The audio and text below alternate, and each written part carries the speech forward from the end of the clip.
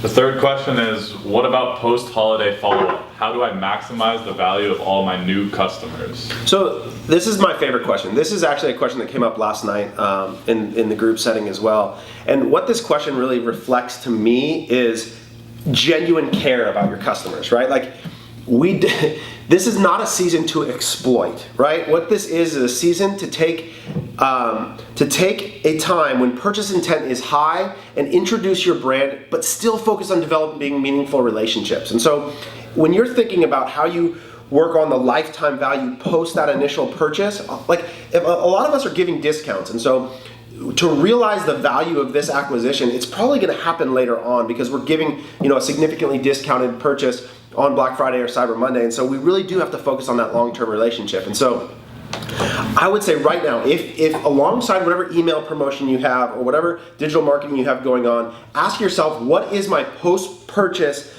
transactional email flow for all of these customers that's going to increase their lifetime value? Ask yourself that right now and go and focus. If you haven't built that yet, go and do it and make it awesome. I'm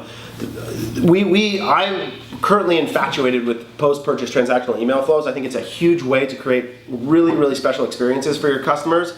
And three of the ways that, if you listen to any of our stuff, you'll hear me use these words a lot, but mission, magic, and money. Like that's kind of the framework that we use for thinking about content, any content, whether that's video content or post-purchase email flows. And the idea is, how can you reinforce the mission of your company? How can you explain to people why you exist, why they should continue to be a part of your brand?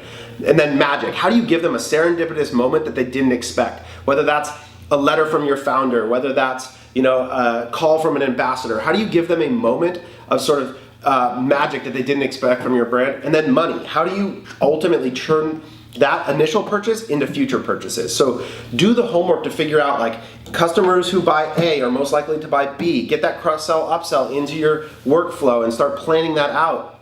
And one of the people here last night brought up a great point that a lot of times we wait for this sort of 6-month mark, or we're really kind of sort of scared to ask for that second purchase. And I think you can do it a lot earlier on than you might think, obviously depending on your product.